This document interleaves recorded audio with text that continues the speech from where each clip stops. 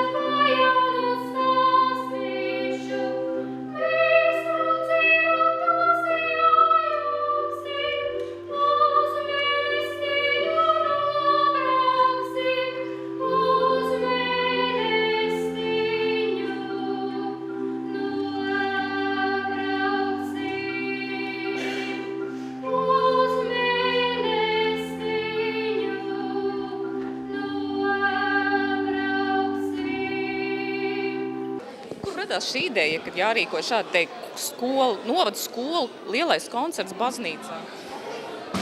Tas radās tad, kad mūs apvienoja kā novadus, jo sākumā mēs bijām kā Liepājas rajons, un tad mēs it kā braucām katru gadu uz Liepājas baznīcām dziedāt. Un, kad mums veidojās novadi, šis mums tā kā izpalika, un tad man likās, lai tas neizpaliktu, mēs brauksim paši šeit no savu novadu un sapulcēsimies bērni šeit mūsu skaistajā Baltajā baznīcā.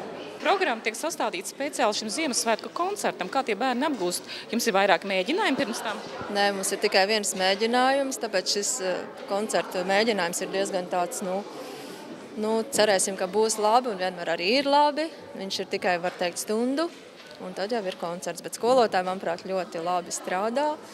Pieiet tai lietai ar tādu atbildības sajūtu un bērni dzied.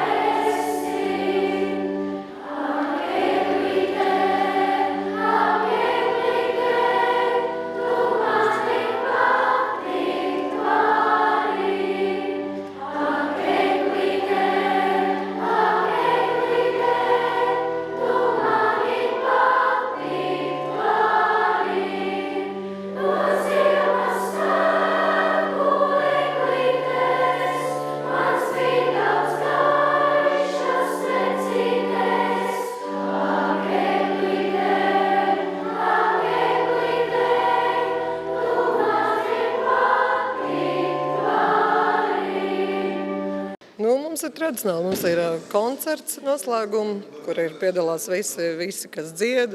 Ir arī katrai klasē priekšstats jāgatavo. Un par cik es strādāju arī vēl pirmsskolā, tad ir arī tur vesels pasākums un vēl atsevišķi vecākiem. Tā kā darbi pilnas rokas. Tā ir ar tiem bērniem. Bērni grib dziedāt vēl? Jā, jāsaka, dziedāt gan viņiem patīk, lai daudz ko citu. Viņi negrib, ko vēl liek mācīties, bet dziedāt, tā kā es nevarētu sūdzēties. Tā kā neiet mazumā tā dziedāt gribēšana un arī prasmes. Jā, prasmes gan varētu gribēt, jā, jo tā harmoniskā dzirde jā, ir. Kā gribās dziedāt vienbalsīgi un negribās attīstīt daudzbalsīgu dziedāšanu. Jā, ir pazudus klausīšanās māksla, man liekas, un līdz ar to arī ir grūtāk tā klausīties, kā cits dzied. Emocijas ir vislabākās noteikti.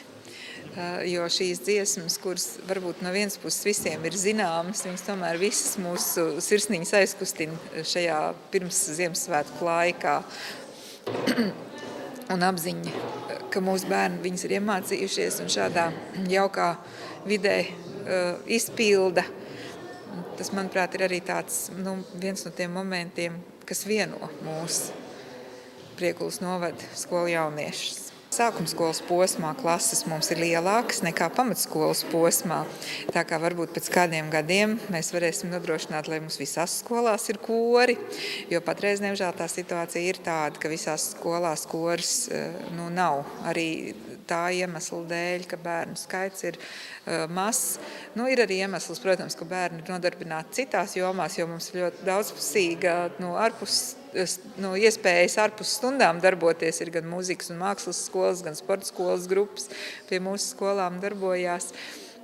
Bet man jau personīgi koris kā mākslas veids liekas viens no tiem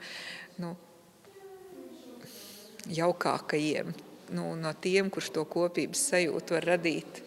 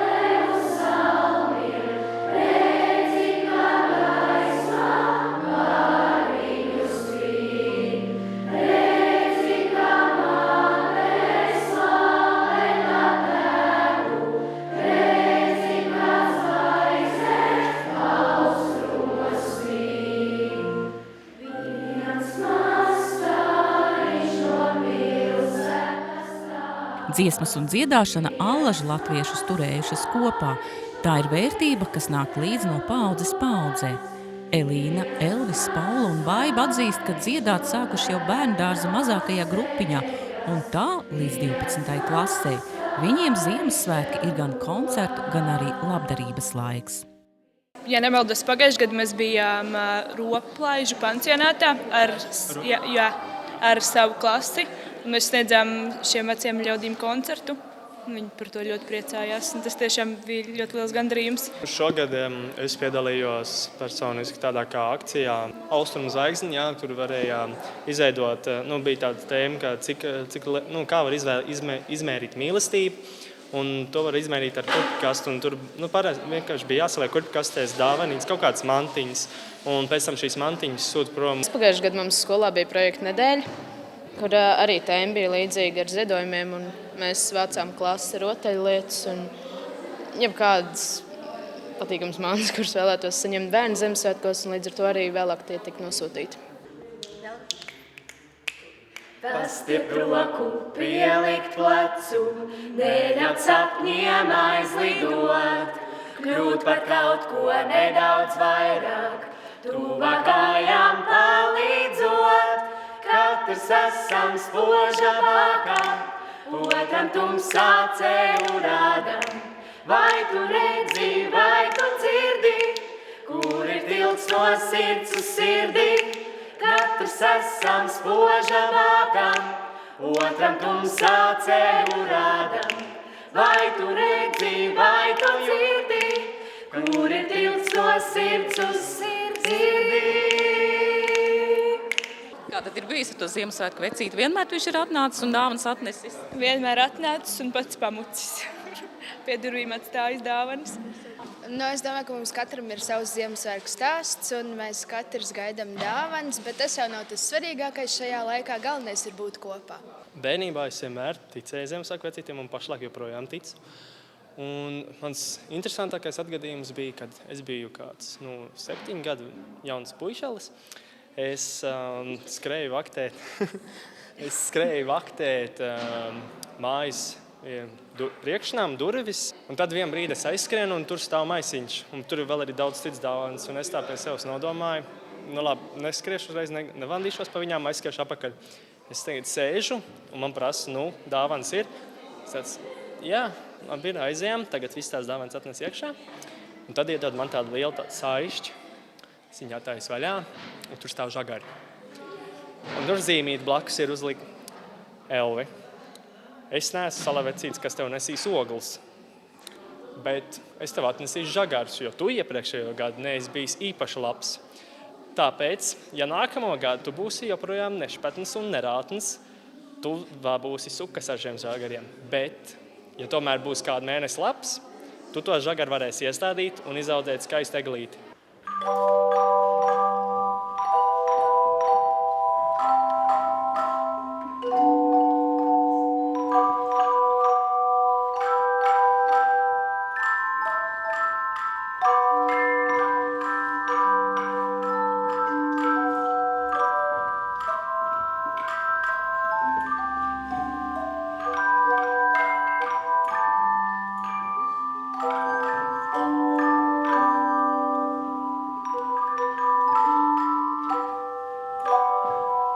Ziemassvētku gaidīšana ir satraukuma un darba pilns laiks kā skolēniem, tā arī skolotājiem. Pateikt paldies ir kā pamudinājums nepadoties nogurumam, bet gan turpināt labi iesākto. Tā arī šoreiz pateicības saņem koru skolotāji, diriģenti, solisti. Un kā atzīst kolektīvu vadītāji, tad Ziemassvētki ir īpašais laiks, kas ļauj apstāties ikdienas steigā un rast mieru sevī. Es vēlētu mīlestību, mieru mīlestību, jo ir tā, ka tiešām mēs ejam, skrējam, mēs brīžām pat nepamanām to otru blakus, un tad mēs kādiem vārdiem uzbraucam un sāpes nodarām, un vārdi ir nejaukās, brīžām ir asākā, kā naža asmens tiešām, un saglabāt to mīlestību un mieru pret ikvienu. Par Ziemassvētkiem parasti saka priecīgus Ziemassvētkus. Es domāju, labāk jau vairs pateikt nevar. Un jauno gadu, laimīgu, bagātu, skolniekiem noteikti sekmīgu. Ticēt tam Ziemassvētku brīnumam un jāsaprot, ka tas brīnums varbūt esam mēs paši, ka nevajag cerēt, ka tas brīnums būs kaut kur no ārpuses. Var jau cerēt, bet man liekas, ka sāksim ar sevi un paši izraisīsim to brīnumu, to prieku.